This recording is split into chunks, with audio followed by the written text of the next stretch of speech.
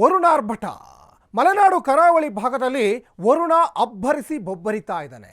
ವರುಣಾರ್ಭಟಕ್ಕೆ ಕರುನಾಡಲ್ಲಿ ಅಲ್ಲೋಲ ಕಲ್ಲೋಲವೇ ಸೃಷ್ಟಿಯಾಗಿ ಹೋಗಿದೆ. ಬಹಳ ಮುಖ್ಯವಾಗಿ ಮಲೆನಾಡು ಕರಾವಳಿ ಭಾಗದಲ್ಲಿ ಮಳೆಯೋ ಮಳೆ.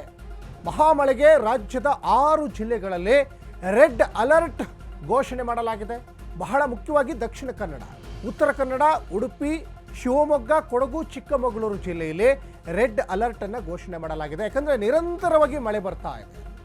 ಹಗಲು ರಾತ್ರಿ ಎನ್ನದೇ ನಿರಂತರವಾಗಿ ಮಳೆ ಬರ್ತಾನೆ ಇದೆ. ಬರೀ ಮಳೆ ಅಷ್ಟೇ ಅಲ್ಲ, ಮಳೆ ಜೊತೆಗೆ ಕೊಡಗು, ಚಿಕ್ಕಮಗಳೂರು ಜಿಲ್ಲೆಯಲ್ಲಿ ಒಂದು ಕಡೆ ರೆಡ್ ಅಲರ್ಟ್ ಘೋಷಣೆ ಮಾಡಿದ್ದಾರೆ. ಮಳೆ ಜೊತೆಗೆ ಬಿರುಗಾಳಿ, ಗುಡುಗು ಎಲ್ಲವೂ ಬರ್ತಾ ಇದೆ. ಇನ್ನು ಮೈಸೂರು, ಹಾಸನ ಜಿಲ್ಲೆಯಲ್ಲೂ ಕೂಡ ಯೆಲ್ಲೋ ಅಲರ್ಟನ್ನು ಹವಾಮಾನ ಇಲಾಖೆ ಘೋಷಣೆ ಮಾಡಿದೆ. ಮಲೆನಾಡು ಕರಾವಳಿ 10 ಜಿಲ್ಲೆಗಳಲ್ಲಿ ಈಗ ವರುಣನ ಆರ್ಭಟ ಮುಂದುವರಿತಾ ಇದೆ. ನಿರಂತರ ಮಳೆಯಿಂದಾಗಿ ಜನಜೀವನವೂ ಕೂಡ ಅಸ್ತವ್ಯಸ್ತವಾಗಿ ಹೋಗ್ತಾ ಇದೆ. ಇನ್ನು ಮಲೆನಾಡು ಭಾಗ ಅಂತ ಬಂದಾಗ ಸಹಜವಾಗಿ ಅಲ್ಲಿ ಮಣ್ಣಿನ ರಸ್ತೆಗಳಿರ್ತದೆ, ಮತ್ತು ಕಾಫಿ ತೋಟ, ಯಥೇಚ್ಛವಾಗಿ ಮರಗಳಿರ್ತವೆ. ಒಂದು ಕಡೆ ಮರಗಳು ಯಾವಾಗ ದರಶಾಹಿ ಆಗ್ತವೋ ಅನ್ನುವಂತಹ ಒಂದು ಟೆನ್ಷನ್ ಆದರೆ, ಮತ್ತೊಂದು ಕಡೆ ನಿರಂತರವಾಗಿ ಮಳೆ ಬರ್ತಾ ಇರೋದ್ರಿಂದ ಕೆಲಸ ಕಾರ್ಯಗಳಿಗೂ ತೊಂದರೆ, ವಾಹನ ಸವಾರರಿಗೂ ತೊಂದರೆ. ದೃಶ್ಯಗಳಲ್ಲಿ ಗಮನಿಸ್ತಾ ಇದ್ದೀರಾ, ಇದು ಬಕೆಟಲ್ಲಿ ಮೇಲಿಂದ ನೀರು ಚೆಲ್ಲದಂಗೆ ಆಗ್ತಾ ಇದೆ, ಕೊಡದಲ್ಲಿ ನೀರನ್ನು ಮೇಲಿಂದ ಚೆಲ್ಲದಂಗೆ ಆಗ್ತಾ ಇದೆ. ಮಟ್ಟಿಗೆ ಅಲ್ಲೋಲ ಕಲ್ಲೋಲ ಸೃಷ್ಟಿಯಾಗಿದೆ. ಇಲ್ಲಿ ಒಂದು ಸಲ ಮಳೆ ಬಂದರೆ ಅದು ನಿರಂತರವಾಗಿ 4-5 ದಿವಸ ಕಂಟಿನ್ಯೂ ಬರ್ತಾನೆ ಇರ್ತದೆ. ಹಾಗಾಗಿ ಇದು 2019ರ ಒಂದು ಘಟನೆ ಕೂಡ ಈಗ ಮತ್ತೆ ನೆನಪಾಗ್ತಾ ಇದೆ ಮಲೆನಾಡಿಗರಿಗೆ. ಸಿಕ್ಕಾಬಟ್ಟೆ ಫ್ಲಡ್ ಆಗಿಬಿಟ್ಟಿತ್ತು ಚಿಕ್ಕಮಗಳೂರು ಮತ್ತು ಕೊಡಗು ಆ ಭಾಗದಲ್ಲೆಲ್ಲ. ಮತ್ತು ಗುಡ್ಡ ಕುಸಿತ ಇದೆ. ಈ ಕಾಫಿ ಎಸ್ಟೇಟು ಗುಡ್ಡ ಕುಸಿತ ಎಲ್ಲ ಆಗಿಬಿಟ್ರೆ ಸಾಕಷ್ಟು ಸಮಸ್ಯೆ ಆಗ್ತದೆ. ಇನ್ನು ಬಹಳ ಮುಖ್ಯವಾಗಿ ಇನ್ನು ಮೂಡಿಗೆರೆ, ಗೋಣಿಬೀಡು, ಕೊಟ್ಟಿಗೆಹಾರ, ಈ ಬಾಳೂರು, ಸುಂಕಸಾಲೆ ಈ ಭಾಗದಲ್ಲೆಲ್ಲ ಕಿರಿದಾದಂತಹ ರಸ್ತೆ ಇರ್ತದೆ. ಇನ್ನೊಂದು ಕಡೆ ಕೊಟ್ಟಿಗೆಹಾರದಿಂದ ಧರ್ಮಸ್ಥಳ ಸಂಪರ್ಕ ಮಾಡುವಂತಹ ರಸ್ತೆ, ಅದ್ರ ಜೊತೆಗೆ ಈ ಕಡೆ ಹೊರನಾಡು ಸಂಪರ್ಕ ಮಾಡುವಂತಹ ರಸ್ತೆ, ಹೀಗೆ ಸಾಕಷ್ಟು ಕಿರಿದಾದಂತಹ ರಸ್ತೆಗಳಿರ್ತದೆ. ಅದ್ರ ಜೊತೆಗೆ ಅಕ್ಕಪಕ್ಕದಲ್ಲಿ ಕಾಫಿ ಎಸ್ಟೇಟ್ ಇರ್ತದೆ. ಆ ಎಸ್ಟೇಟ್ ಮಧ್ಯದಲ್ಲಿ ಸಣ್ಣ ರಸ್ತೆ ಇರ್ತದೆ, ಅಲ್ಲಿ ವಾಹನ ಸಂಚಾರ ಮಾಡ್ಕೊಂಡು ಹೋಗಬೇಕು. ಜೊತೆಗೆ ಗಾಡ್ ಸೆಕ್ಷನ್ ಕೂಡ ಹೌದು.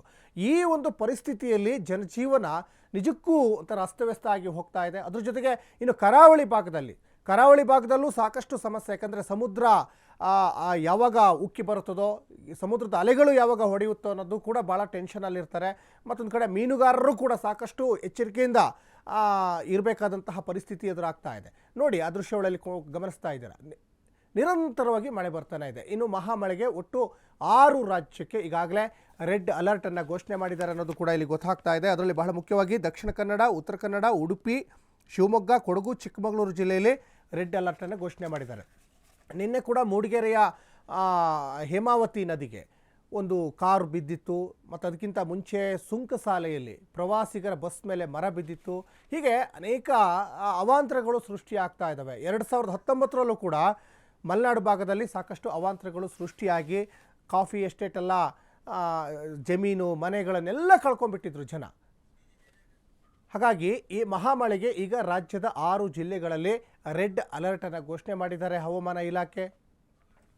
ಆಮೇಲೆ ದಕ್ಷಿಣ ಕನ್ನಡ, ಉತ್ತರ ಕನ್ನಡ, ಅದ್ರ ಜೊತೆಗೆ ಉಡುಪಿ, ಕಾರವಾರ ಈ ಭಾಗದಲ್ಲೆಲ್ಲ ಯಥೇಚ್ಛವಾಗಿ ಮಳೆ ಬರ್ತಾ ಇರೋದ್ರಿಂದ, ಮತ್ತೊಂದು ಕಡೆ ಸಾಂಕ್ರಾಮಿಕ ರೋಗಕ್ಕೂ ಕೂಡ ಇದೊಂಥರ ಆಹ್ವಾನ ಮಾಡ್ದಂಗೆ ಈ ಮಳೆ. ಅನೇಕ ಸಾಂಕ್ರಾಮಿಕ ರೋಗಗಳು ಬರ್ತಾ ಇದ್ದಾವೆ. ಜೊತೆಗೆ ಕೊರೋನಾ ಆ್ಯಕ್ಟಿವ್ ಆಗಿರೋದ್ರಿಂದ ಒಂದು ಕಡೆ ವರುಣನ ಆರ್ಭಟ, ಮತ್ತೊಂದು ಕಡೆ ಕೊರೋನಾ ಆರ್ಭಟ, ಈ ಎರಡೂ ಆರ್ಭಟಗಳನ್ನು ಸಹಿಸಿಕೊಳ್ಳಲೇಬೇಕಾದಂತಹ ಪರಿಸ್ಥಿತಿ ಎದುರಾಗ್ತಾ ಇದೆ.